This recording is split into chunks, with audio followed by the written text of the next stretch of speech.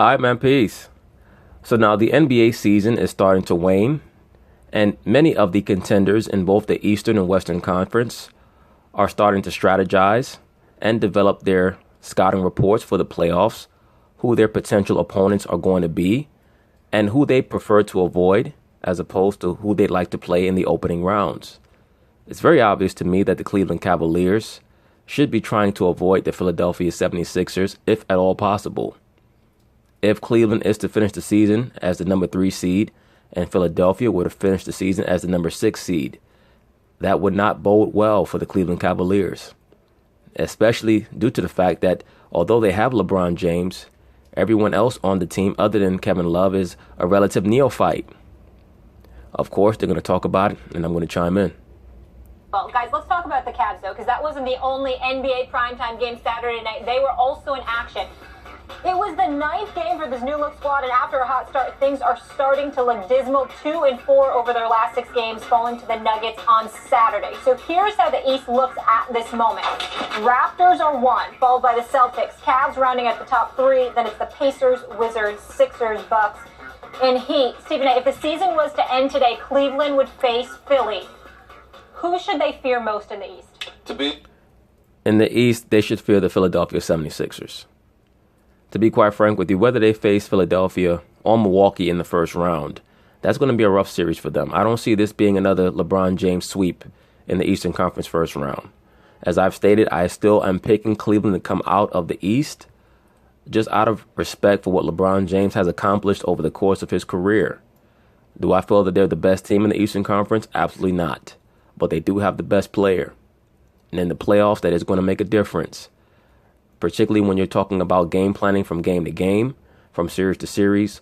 Also due to the fact that the NBA, they want to cash out on LeBron. At least the Cleveland LeBron, they want to cash out on. Remember, this is all narrative. This is a television show. It is entertainment. So they want LeBron to be able to bow out gracefully. They know that for the most part, unless something catastrophic happens to the Houston Rockets or the Golden State Warriors in regards to their player health, LeBron is not going to win another championship in the NBA. But he can still be a major superstar in the NBA from an entertainment perspective. I say all that to say this. It's going to take a lot for the Cleveland Cavaliers to get through the Eastern Conference, just appraising it realistically. Once again, I'm picking Cleveland out of respect for LeBron. But I think that there are at least 3 teams that on paper should beat the Cleveland Cavaliers in the playoffs if they play them. At least 3. I guess we're going to get a chance to see how great LeBron really is. To be honest with you, I think the team they should fear most in the East in terms of those sleepers. I'm not talking about Toronto and Boston. I'm talking about the middle of the pack. I think the team they should fear the most is the Washington Wizards. No, sir.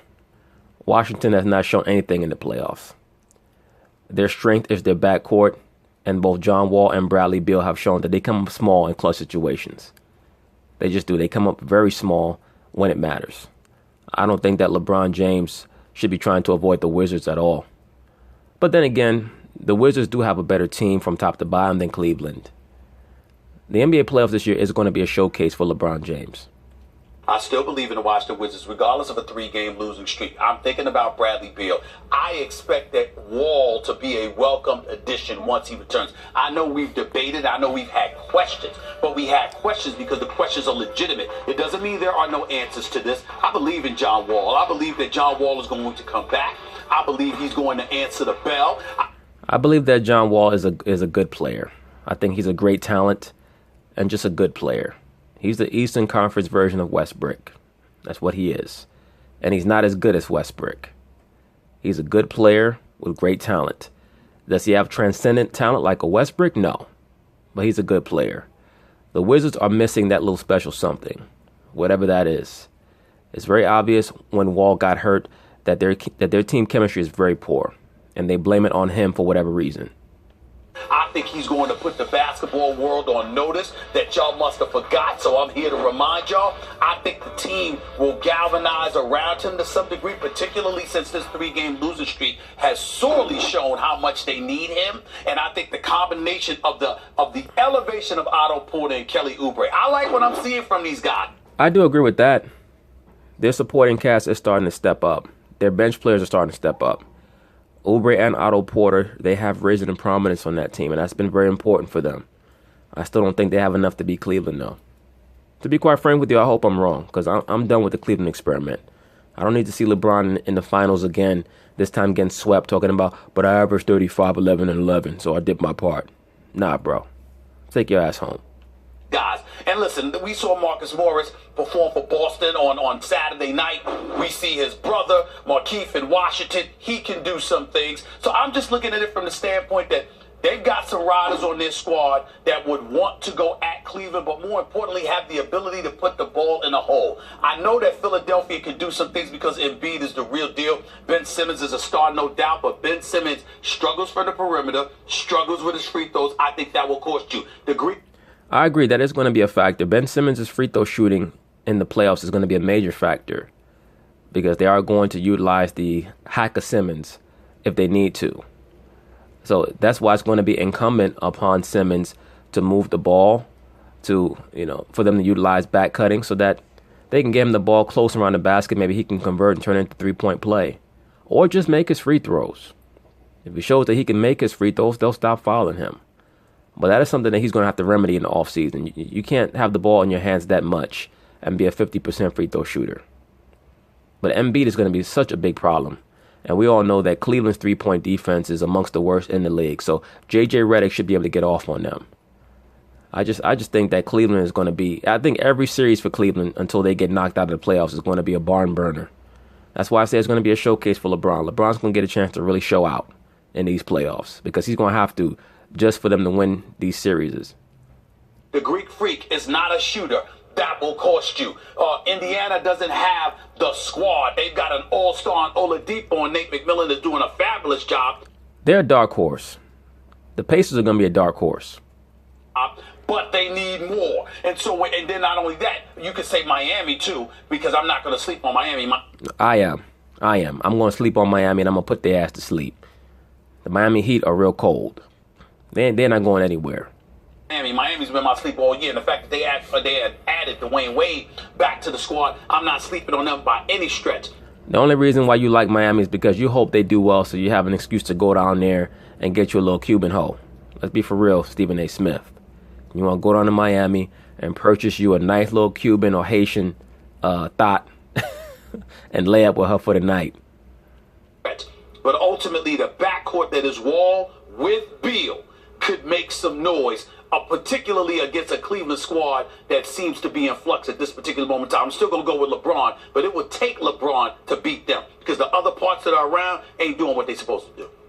When they're going right, when the Wizards are going right, if you assume they can keep going right, moving the ball, getting everyone involved, and then just add John Wall and it doesn't go back to high pick and roll, and rinse and repeat, I understand what you mean because they have a lot of the same things going for them that Toronto does in terms of continuity, in terms of a lot of different, like Oubre's on his way up and he's getting better and better, and Otto Porter, when you limit his exposure, he's really good. So I understand that. It's like Toronto maybe with a little more high-end talent because John Wall is the most talented guy on either one of those two teams. But the answer here, and we just saw it about a week ago, is the Philadelphia 76ers. I agree, sir. I agree. And the reason is matchups. There is no one on Cleveland that can do a damn thing with Joel Embiid. There's no one on Cleveland that can do a damn thing about anybody in the league. Cleveland can't guard any damn body. I mean, you could put 5 statues out there. Cleveland can't guard them. They can't do... They put Larry Nance Jr. on Embiid, and he couldn't do a thing with him. That was why, when the game started getting tighter late, and LeBron thought he was going to start doing his thing, and he did, and he brought them to within, I think it was a possession, they go right back to Embiid, and the game is over. I think that, look, Ben Simmons is baby LeBron. Even LeBron's tweeting about it and stuff. I get that. He has a lot of the things that LeBron had, or has, at a younger age especially. So Simmons is fantastic. No, I wouldn't say that he has certain things that LeBron had, but at a younger age. How could you say that when LeBron actually started his career at a younger age than Simmons did? That's not quite making any sense, Max Kellerman. But I do agree with you. Philadelphia should be the team to watch in regards to a magic carpet run in the Eastern Conference. But Embiid is unanswerable on the Cavs. There's nothing they can do against that guy. And imagine if Markelle Fultz was actually what he was supposed to be as the number 1 draft pick, where they would be right now. Because he's a slasher who can shoot from the outside. That's really what Philadelphia is missing, is another shooter with athleticism. Because if you had Redick and you could bring Redick in with your second team, and then you have Fultz and Covington, Simmons, and Embiid in your starting lineup, there'd be a serious problem. And I remember talking about Kristaps Porzingis on this show, Stephen A., as saying he's the kind of player or about whom GMs meet in the offseason in his conference, and their central focus is, what are we going to do about that guy? No, sir. Let me say this. Kristaps Porzingis started this season like a house on fire. I thought that he was going to possibly win the most improved player. I even issued a mea culpa stating that I was wrong about Kristaps and his ceiling. Well, now I have to issue another mea culpa to myself.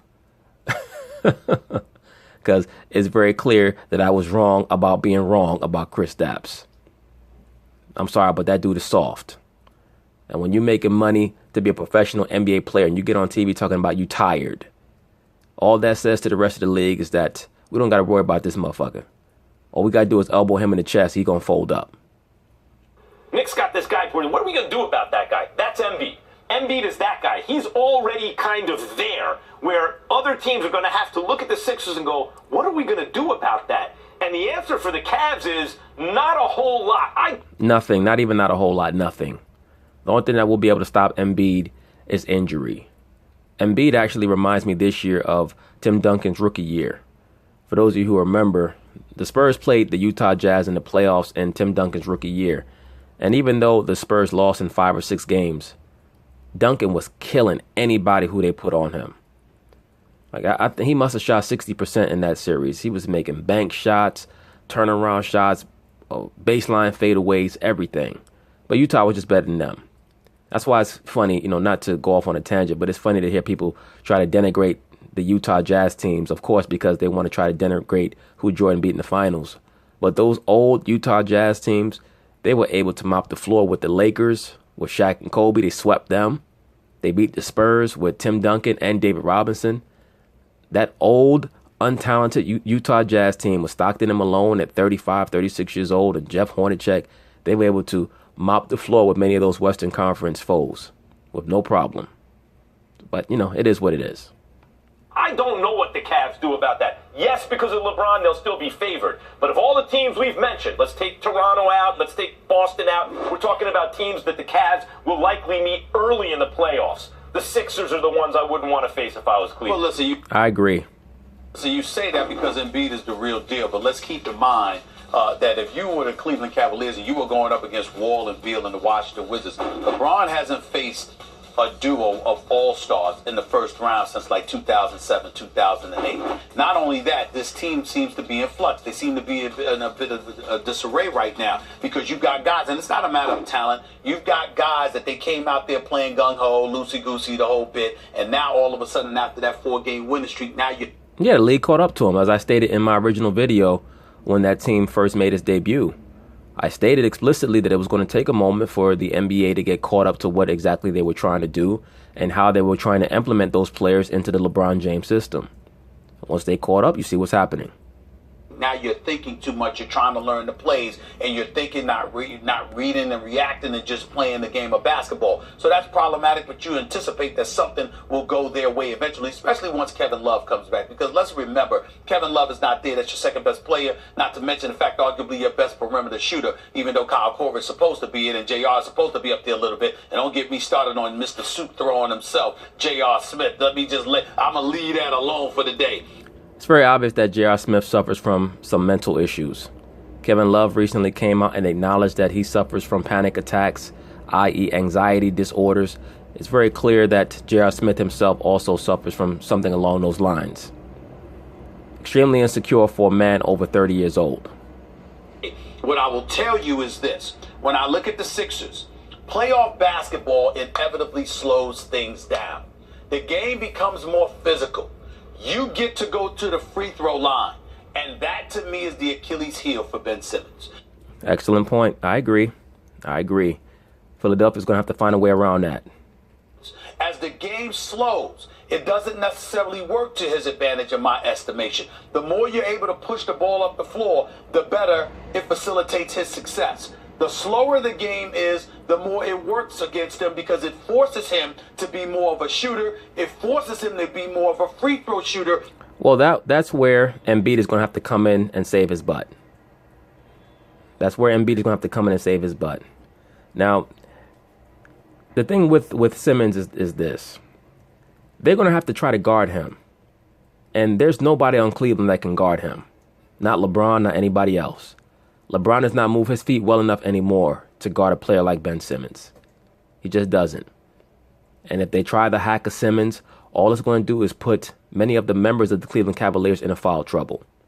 At which point, they're going to pound him down low with Embiid. At least that's what I believe the game plan is going to be. Pound him down low with Embiid, get them into even more foul trouble. And then that's going to soften them up down low. When they try to double down on Embiid, that's when Redick has to burn him from the outside. Redick is going to be essential in this series with Cleveland should they play in the first round. Redick and or Covington. They're going to have to make their three-point shots. Now, if Cleveland plays Milwaukee, I think that it's going to be a bit different. I think that Milwaukee will play a little bit more into their hands because they just don't have the outside shooting that it's going to take to stretch out the Cleveland Cavaliers defense. I think that they're going to try to pack the paint on Antetokounmpo and take their chances with the other members of the Milwaukee Bucks. And those are the kind of things that cost you in the postseason. In theory. In fact. I heard this theory floated about Dwight Howard. He got to a finals. I heard this theory floated about by Mark Cuban, by the way, about Ben Wallace the year that the Pistons won the championship. Hold on, Max. They talked about Shaq. They talked about Tim Duncan. They couldn't shoot free throws real well. Wait a minute. Well, let's analyze this. You brought up Dwight Howard, right? Mm-hmm. You had Petrus and Turkoglu and all of these shooters surrounded Dwight Howard. Stephen A., you mean to tell me you've been covering the NBA for 25 years and you don't know how to pronounce Turkoglu? You still talking about Turkoglu? Come on, brother. And no, Max's point is not moot because we all know that when we're talking about the free throw situation with Ben Simmons, we're talking about the hack of Simmons. We know that that's what we're talking about. And Max's point is a valid one. If those free throw shooters who he all named, the Ben Wallaces and the Shaquille O'Neals and the Dwight Howards, as ineffective as they were from the free throw line, if they were able to get teams to the finals, it does bear credence that Philadelphia should be able to find a way around an attempt at a hack of Simmons should they play the Cleveland Cavaliers. But they still said they were going to put Dwight on the line. And they did. But what I'm saying, no, not necessarily, because if you remember what happened was Stan Van Gundy had these boys shoot from all over the place. They were dropping threes all over Cleveland. What I mean is you can always point to a certain player on a team if he's not a good shooter and say, well, what's going to happen when a team puts them on the line because you're focusing on what he can't do. What about all the other things he can do that likely result in victory? To answer your question, when you bring up a Dwight Howard, for example, he's a center. When you bring up a Ben Simmons, the ball is in his hands, Max. So the chances of him getting fouled more, having to slow up a little bit more, forced to shoot perimeter shots more, it elevates exponentially because of the role that he plays. I'm not saying that's not. Well, look, that's why Redick and Covington are going to have to make their outside jumpers. They're going to have to keep the Cleveland defense honest, and I put defense in quotes. That's not a weakness. I'm saying it's not a weakness that you can't overcome. There have been plenty of players who don't shoot free throws well. They're put on the line. Their team still wins. And furthermore, hell, even the three-peat Bulls had Dennis Rodman, who couldn't make a free throw to save his life most of the time. But oftentimes he did make the free throws when they counted. And Dennis did have a good stroke also, by the way. He just couldn't make free throws for whatever reason with his crazy ass. When you talk about the Wizards' backcourt, that dual all-star threat of Wall and Bradley Beal, actually, I know we always talk about the future, we want to project forward. Right now, today, I would rather have Embiid and Simmons. Absolutely. I've seen enough of the John Wall, Bradley Beal experiment. I'm over them.